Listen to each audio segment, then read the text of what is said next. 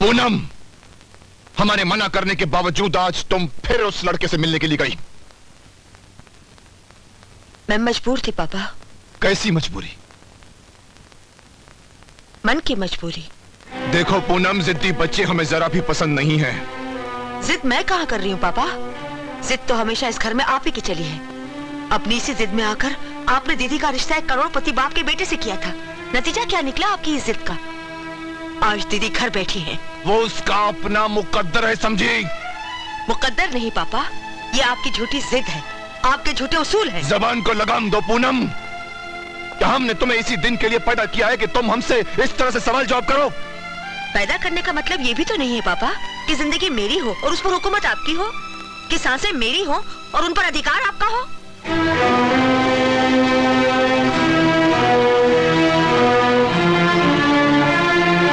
सुना तुमने? सुना? तुम्हारी बहन हमें क्या कह रही है? ये हमें हमारे अधिकार समझा रही है। उस 2 टके की लड़के की मोहब्बत में अंधी होकर ये आज की छोकरी राय बहादुर महेंद्र प्रताप सिंह को उसके अधिकार समझा रही है। लगता है इसे बाप नहीं, बाप की अर्थी चाहिए। ये बाप की अर्थी के फूलों से अपनी मोहब्बत की डोली सजाना चाहती है। अगर तुम्हारी यही ख्वाहिश है तो ये लो, अपने बाप को गोली मार दो। मार दो गोली।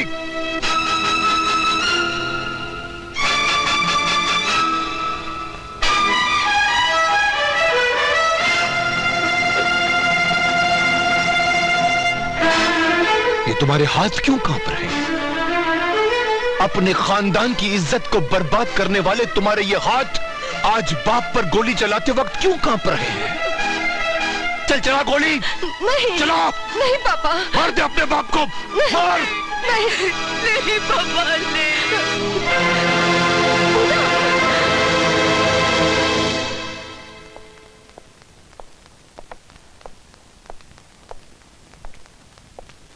सुनिए जी, वो हाँ जी, पूनम मेम साहब हैं?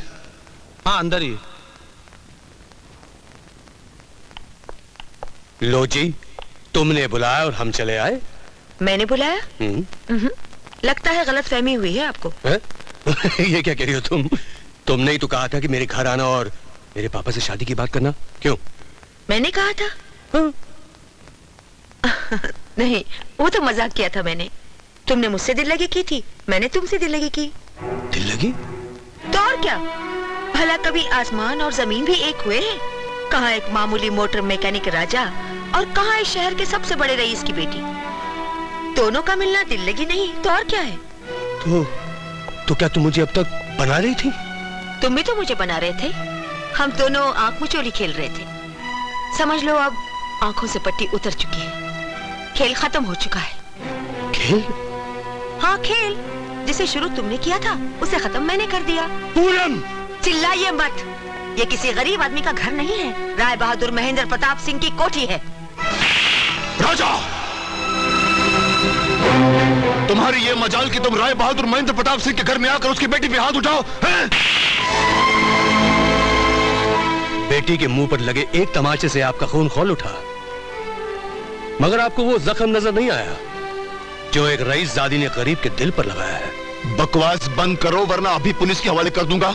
सारी जिंदगी चक्की पीसते गुजर जाएगी। जो कयामत मुझ पे गुजरी है, जेल की चक्की तो उसके सामने कुछ भी नहीं है। राय साहब, मुझे घर बुलाकर ठुकराया गया है, मेरी गरीबी का मजाक उड़ाया गया है, मेरे अरमानों का खून बहाया गया है। खामोश! अपनी औकात पहचानो और चले जाओ यहां से। एक बात अपनी बेटी को समझा दीजिए राय साहब, किसी गरीब के साथ दिल लगी ना करे। दिल लगी गरीब की जान ले लेती है।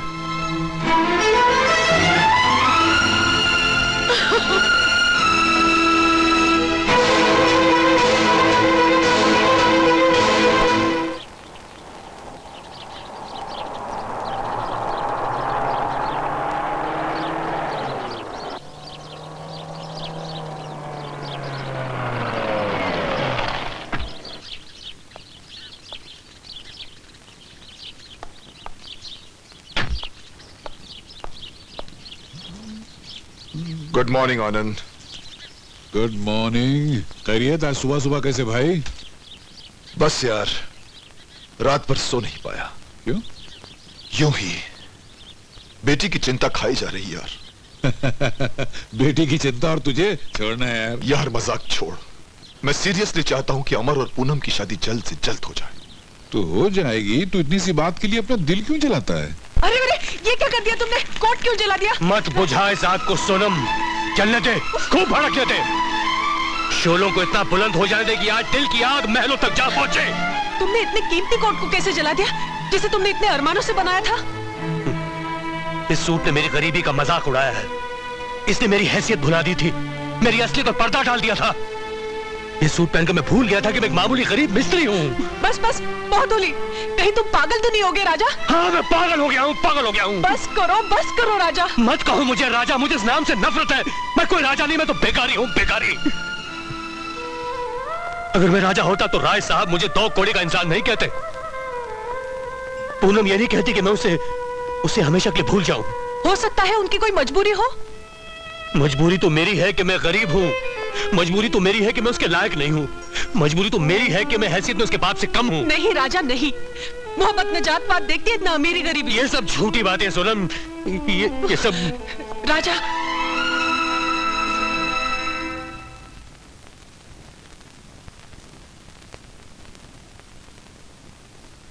Good morning ma'am. आप कब आए? बस यूं समझ लीजिए कि अभी आए। कैसे हैं आप? अजय हम तो अच्छे हैं, मगर हम देख रहे हैं कि जब से हम अमेरिका से आए हैं आप कुछ उदास सी खोई सी रहती। वजह जान सकता हूँ? वजह तो कुछ भी नहीं है, बस यूं ही तबीयत ठीक नहीं है। अजय तो हमसे कहिए ना, हमारे पास हर मर्ज का इलाज है। मेरे ख्याल से आपको ताजी हवा की बहुत सख्त जरूरत है, और ताजी हवा वैसे भी तंदुरुस्ती के लिए बहुत अच्छी होती है। आइए तो कहीं सैर के लिए चलते हैं। सर नहीं जी, वो देखिए पूनम जी भी नहीं चलेगा। आज हम ये फैसला करके आए हैं कि आज सारा दिन हम आपके साथ घूमेंगे, आपके साथ ब्रेकफास्ट करेंगे, आपके साथ लंच लेंगे। आइए चलिए, देखिए, दिल मत तोड़िए प्लीज। चलिए। ये हुई ना कुछ बात।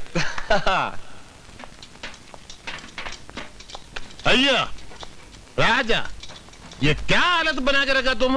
9 दिन से काम पे क्यों नहीं आया?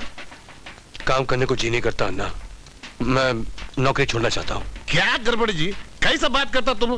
क्या चांद सितारे से तुम्हारा झगड़ा हुआ? राजा, ये चांद सितारा किसी का भी नहीं हुआ ना, लेकिन तुम परवाह नहीं करना। ये अन्ना है ना तुम्हारा, एक से एक अच्छा छोकरी तुम्हारा पैर के नीचे लाके डालेंगे जी। अच्छा चलता हूँ मैं अन्ना। ऐसा कैसा? मेरे साथ में चल, मैं तेरे को उड़ीपी का कॉफी पिलाता। नहीं अन्ना, चल मेरा बेटा, नहीं चल, अन्ना। चल।